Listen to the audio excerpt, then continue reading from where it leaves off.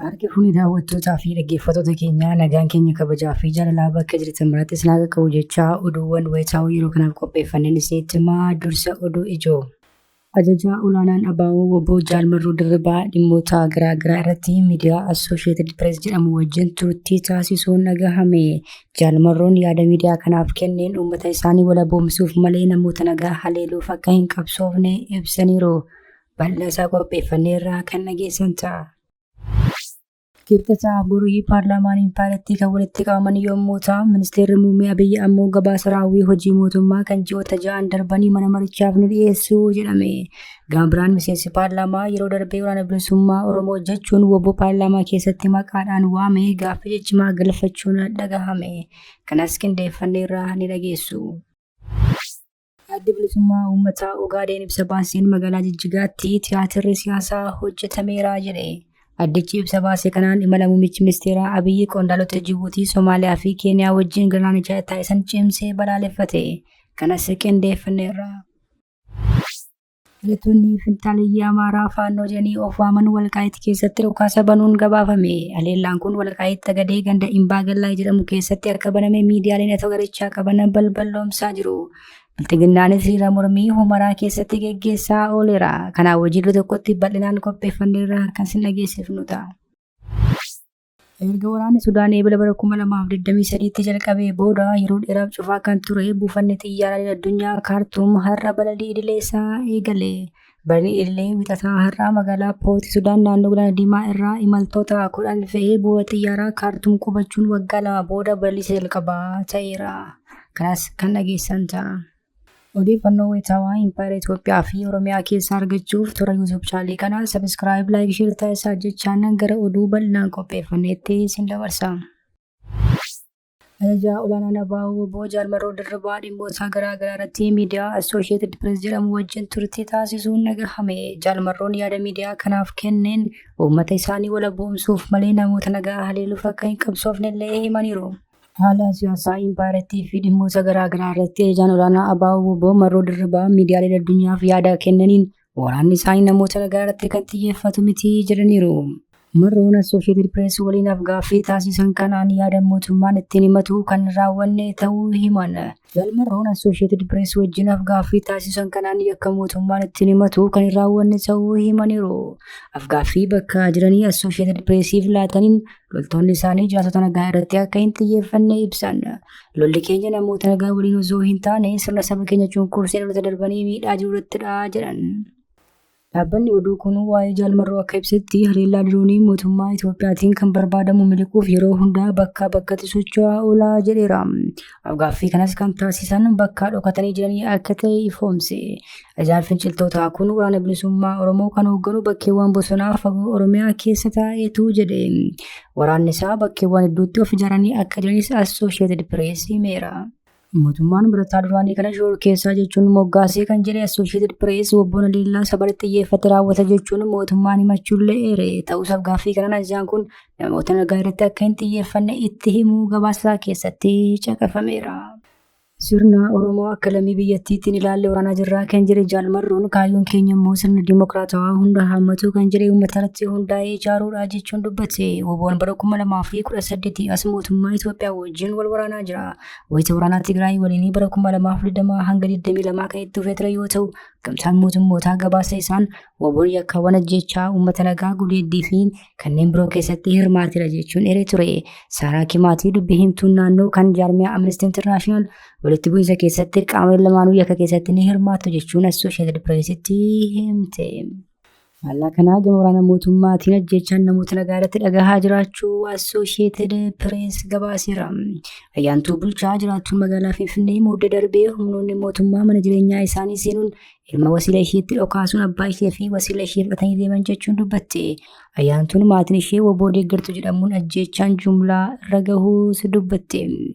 Miseensa paartii mormituu ABO jedhamu kan taate ayyaantuun Associated Pressitti akka himtetti erga ajjechaan kun mudatee sodaachisi maatii ishee irra gahaa jirullee dabaluu eerte. Ayyaantuun akka madda oduu kanaatti himtetti nageenya isheef jecha qe'ee maatii ishee dhaquu akka hin dandeenye dubbatti. Loltoonni mootummaa waan ishee barbaadaniif gadda abbaa fi firoota ishee tokkittii haadha ishee qe'eetti haftee waliin dabarsuu akka dadhabde miira gaddaan guutamtee miidiyaa kanatti himteetti. Yeroo ammaa kana nageenya koof sodaa guddaan qaba jechuunis Associated Pressitti himte. Akkuma kanaa namni Leensaa Hordofaa jedhamtu dhaloota Shawaa kan taatee fi hojjettuun mootummaa ta'uu kan himtu maatiin ishee hidhattoota dararaan arguu eerte.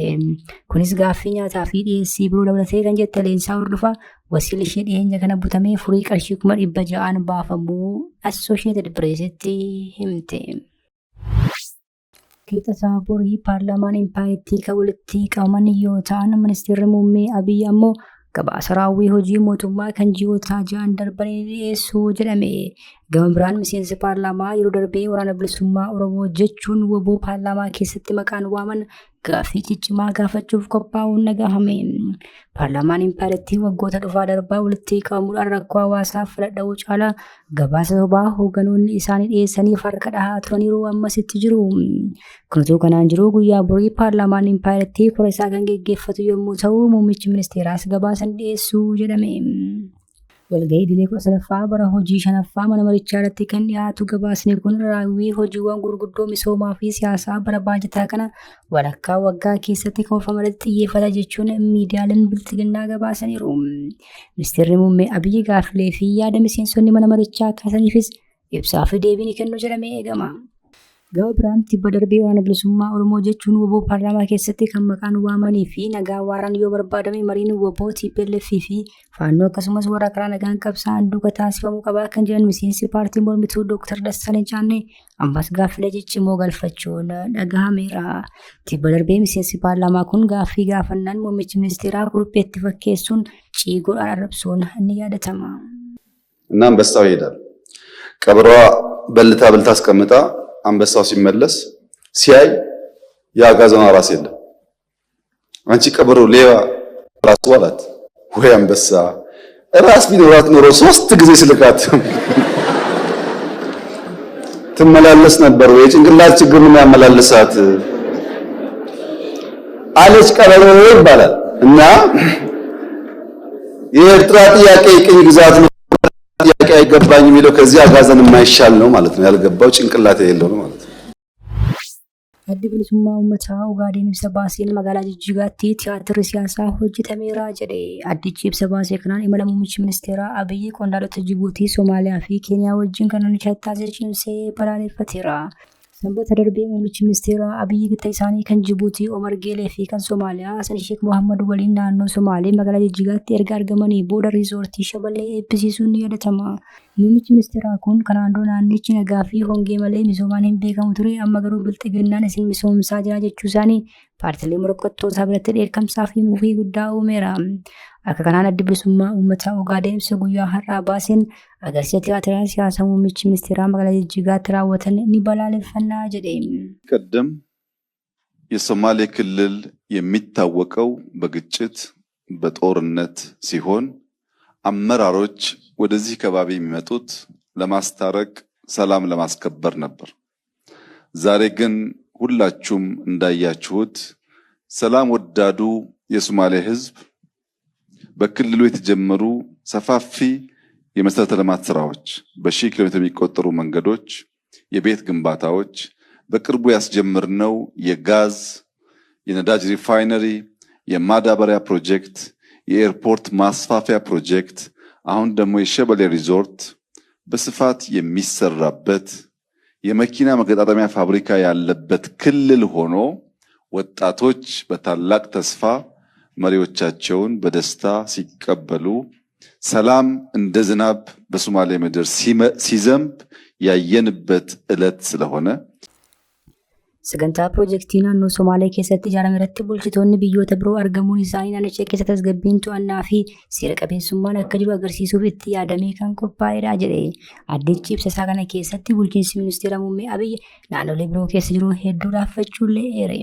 Biltiginnaan obboloo Tigraayitti waraana bane naannoo Amaaraatti lafti harka hedduun wayita faannoon to'atamee jiruu fi naannoo Oromiyaa keessatti walitti bu'iinsi akkaan hammaatetti agarsiisa siyaasaa akkasii geggeessuun kan balaaleffatamudha jedhe. Paartichi dabaluun sirnichi biyyattii gamaraanis ta'e siyaasaan tasgabbeessuu waan hin dandeenyeef kufaatii isaa dhoksuuf riizoortii eebbisiisaa jedhe. Kana malees riizoortiin eebbifame kun heeyyama uummata Somaaleetiin ala akka ijaaramellee hime. Hidhattoonni finxaaleeyyii faannoo jedhanii of waaman Walqaayitti keessatti dhukaasa banuun gabaafame. Haleellaan kun Walqaayitti Gadee ganda Imbaa Galaa jedhamu keessatti akka baname miidiyaaleen sagarichaa qaban balballoomsaa jiru. Hidhattoonni faannoo kanaan dura biltiginnaa waliin michoomanii Tigraayitti duuluun yakkoota mirga namoomaa garaagaraa raawwataniiru jechuun himatamaa turan. Haa ta'u malee dhiyeenya kana faannoo Shaabiyaa fi TDF adda Tsiimdoo jedhamu uummachuun duula biltiginnaa irratti banuun gabaafamaa jira. Ajaan waraanaa faannoo Birgaadeer Jeneraal Tafarraa Maammoo torban darbe keessa ibsa kennaniin biltiginnaan Tigraayin kana leeluu biyya keenya irratti tarkaanfateetu jedhanii turan. Kutuu kanaan jiru garichi har'a bakka falmisiisaa taate Walqaayitti keessatti haleellaa banuun gabaafame. Haleellaa kanaan miidhaan qaqqabee hanga gabaasni kun qindaa'etti hin ifoomne. Gama biraan biltiginnaan guyyaa har'aa hiriira mormii bakkee falmisiisaa taate Walqaayitti magaalaa Humaraa keessatti waamuun uummanni adda bilisummaa uummata Tigraayin akka balaaleffatu taasiseera. Hiriira balaaleffannaa har'a geggeeffame kanarrattis jiraattonni magaalaa Humaraa, Maayikaadiraa fi Addis Go'ismoo walitti dhufuun hirmaataniiru. Walqaayitti bira bulchiinsa wayyaanee keessa naannoo Tigraay jalatti bulaa kan turte yommuu ta'u, erga waraanni Tigraay geggeeffame as immoo naannoo Amaaraa jalatti bulaa jirti. Erga waraanni Sudaan eebila bara 2023 jalqabee booda yeroo dheeraaf cufaa kan ture buufanni xiyyaaraa idil-addunyaa Kaartuum har'a balalii idilee isaa keessummeesse. Balalii idilee wixataa har'aa magaalaa Poort Sudaan naannoo Galaana Diimaa irraa imaltoota 10 fe'ee buufata xiyyaaraa Kaartuum qubachuun waggaa 2 booda balalii jalqabaa ta'eera.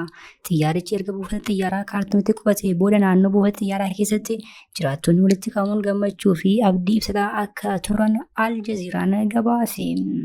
Aangawoonni Sudaan buufanni xiyyaaraa Kaartuum deebii banamuu isaa magaalaa guddoo biyyattii naannolee biroo wajjin wal quunnamsiisuuf shoora murteessaa akka qabullee eeraniiru.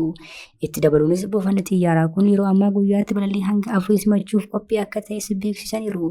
Daandiin qilleensaa Sudaan ibsa baasiin gatiin tikeettii doolaara Ameerikaa 50 irraa eegalee akka gurguramu ifoomseera. Dhaabbatichi tarkaanfiin kun hafuurri deebi'uu fi walitti dhufeenyi ilmaan saba gidduu jiru itti fufuu isaa kan calaqqisiisu akka ta'e ibsaa jedhe. Kabajamtoota hordoftoota keenya oduu sa'aatii kanaaf qabannee dhiyaannee kan nagaa ammaatti hordoftan ture. Oduu biraan hanga walitti deebinutti nagaatti.